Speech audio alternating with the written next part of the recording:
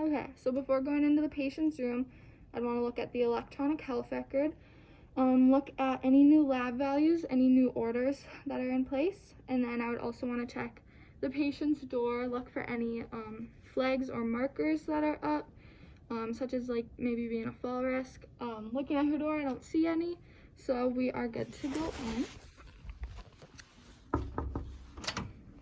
Hello. Hi. How are you? I'm good. How are you? I'm good. My name's Olivia. I'm gonna be your nurse until about 7 tonight. Okay. Okay. I'm gonna do hand hygiene. And can I have you say your name and your date of birth for me? Abigail Brightling, August 29th, 2000. Good. And what brings you in today? My ankle, it's still hurting. Your ankle, what happened?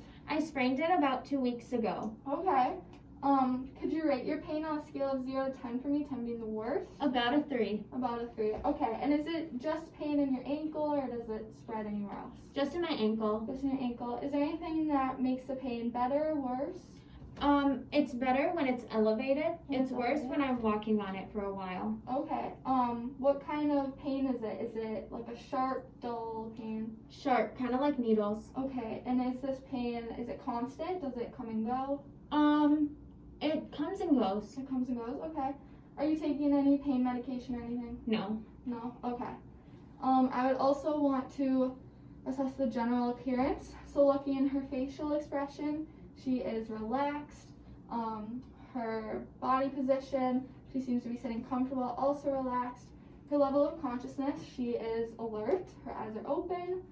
Her orientation, I want to see to person, place, and time. So do you remember my name? Olivia. Good. Do you remember where we are? The hospital? Yep. And about what time it is? About 4:15. Perfect. So she is oriented to person, place, and time. I want to look at personal hygiene. She looks good. There's no any bodily odors or anything. Personal hygiene is good. Her speech, it is clear and everything to the answers she's given. There doesn't seem to be any difficulty with hearing or anything like that. Next, I would want to do vitals. So first, I have the pulse oximeter.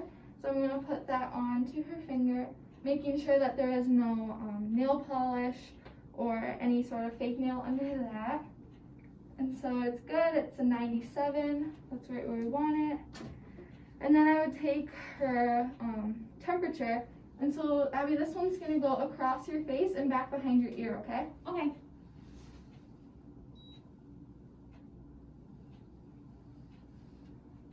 Good, and it reads 97.7, which is good. That's normal.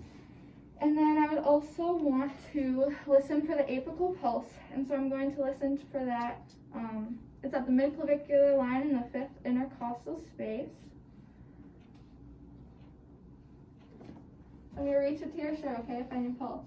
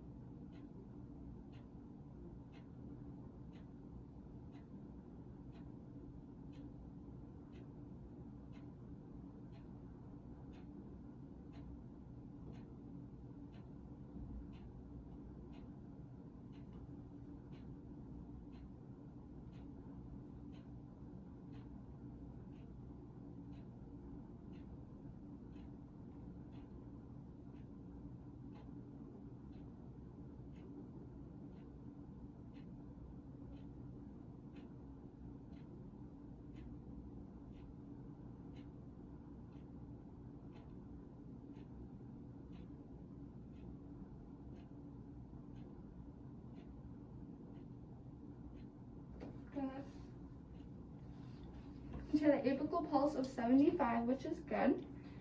The next thing we want to do is I'm going to take a blood pressure reading. And then, is it okay if I use this arm? Yeah. Okay.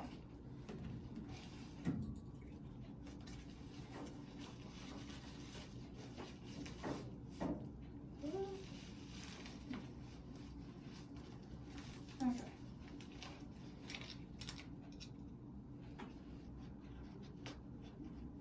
And I'm going to find the brachial pulse and inflate the blood pressure cuff until I don't feel that anymore.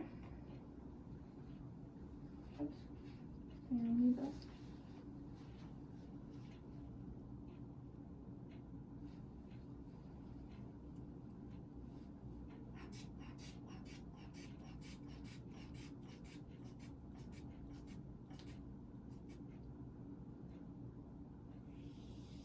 Good. And so it was about at 120. So now I want to add about 20 to 30 more and inflate it up to that. So I'm going to inflate it to about 140, 150. Okay, are you ready? Yep.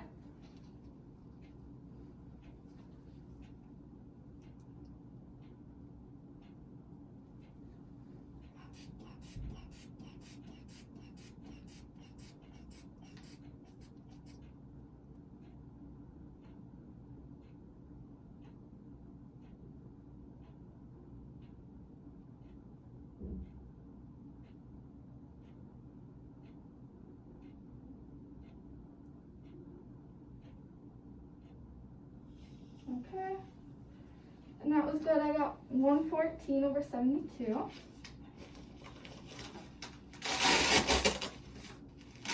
Okay. And then the last thing I want to do for vitals is to count the respirations. And so I'm going to take her radial pulse while I count that.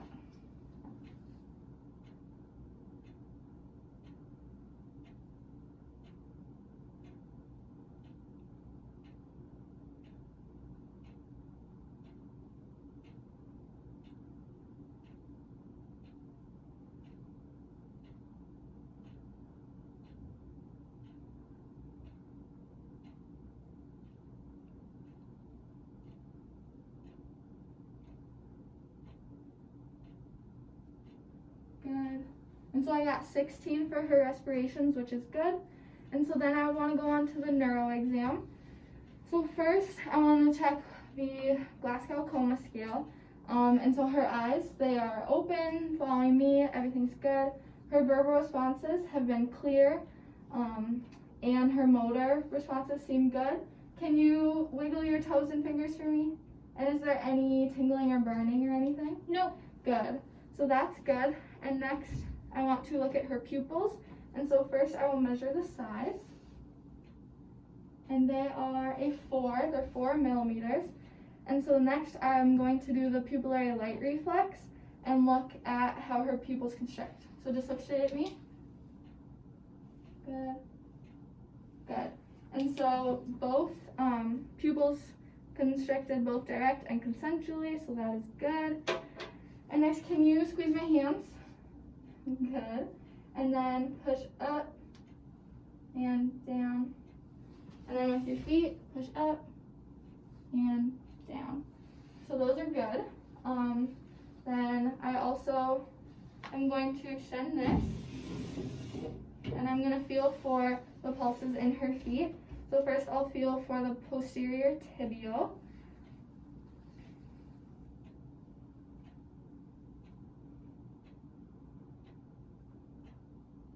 So that feels good. I would rate that a 2+, which is the expected finding. And same with that one, I would give it a 2+. And then I want to feel for the dorsalis pedis on the top of the foot. And that I would also give a 2+ rating.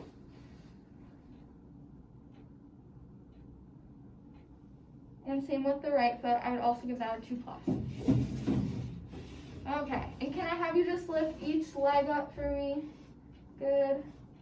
Good. Any pain with that? Nope.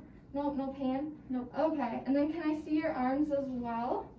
I'm going to feel for the radial pulses bilaterally too.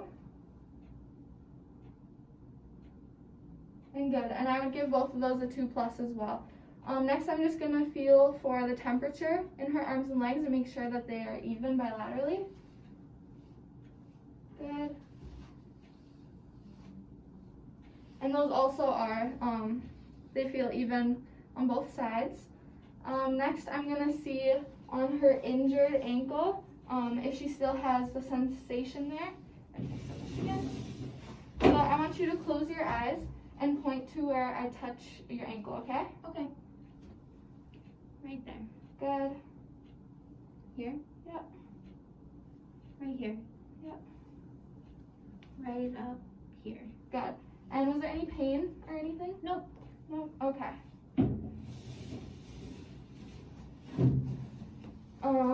Next, I'm going to check the capillary refill in her fingernails and toenails. And I want to make sure that every nail is less than 3 seconds. I'll check in her toes.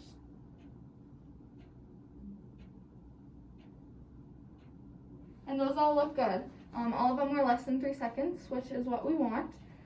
And so next I'm going to do the respiratory exam. I'm going to listen to all 6 spots anteriorly, as well as the six spots posteriorly and the 2 axillary on the sides. So we're going to auscultate over the clothing, but typically you would do underneath. And I'm going to make sure that I listen with my diaphragm for a full inspiration and expiration.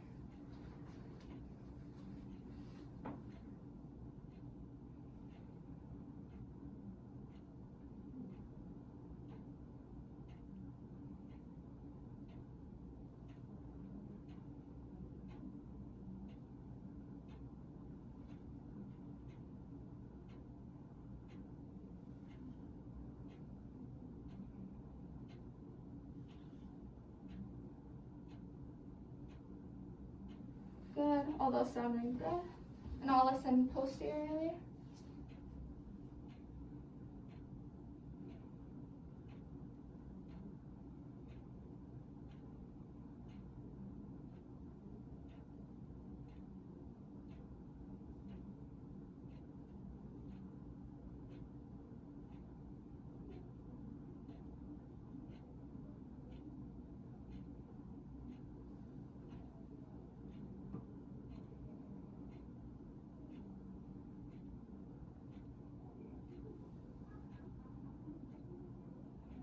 Good.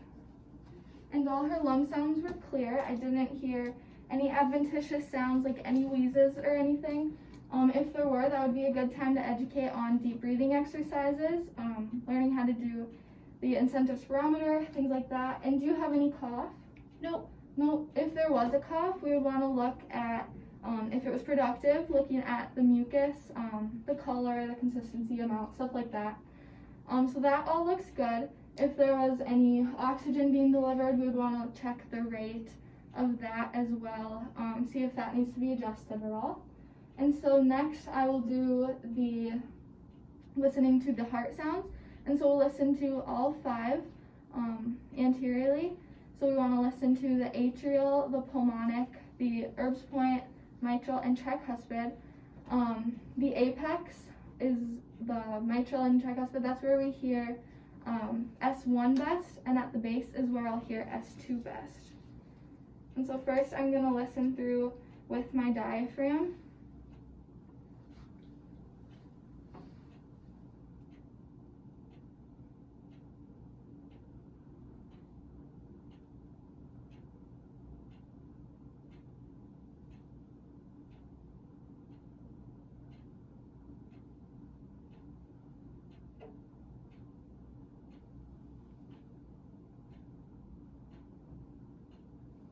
Good. And her heart rate and everything sounded regular, so that's good. And then I want to go through again and listen with the bell of my stethoscope to know any murmurs or any bruits that are present.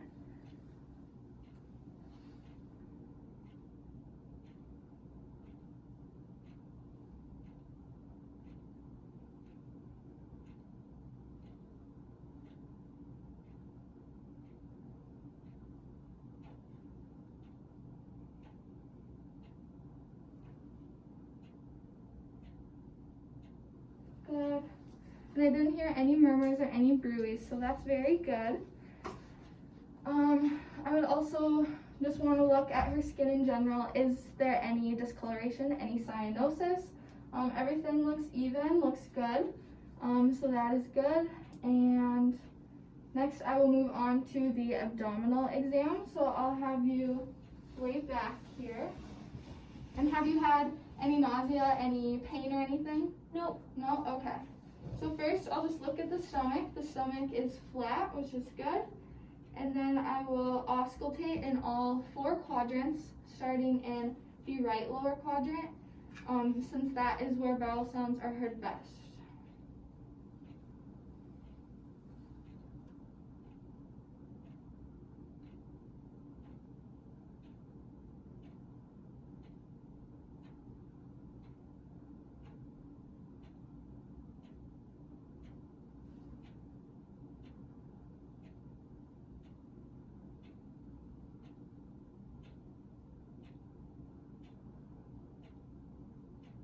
Good. And I heard vowel sounds in all 4 quadrants, which is great. Next, I'm just going to palpate. So I want you to let me know if you have any pain, okay? Okay.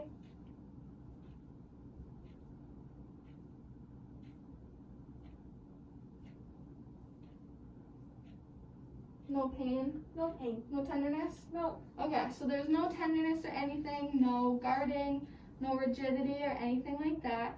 And she doesn't have any tubing or any colostomy or anything on the abdomen. But if there was, you'd want to look at that and make sure the tubing is all good, that the skin is cleaned and everything like that. You can sit up.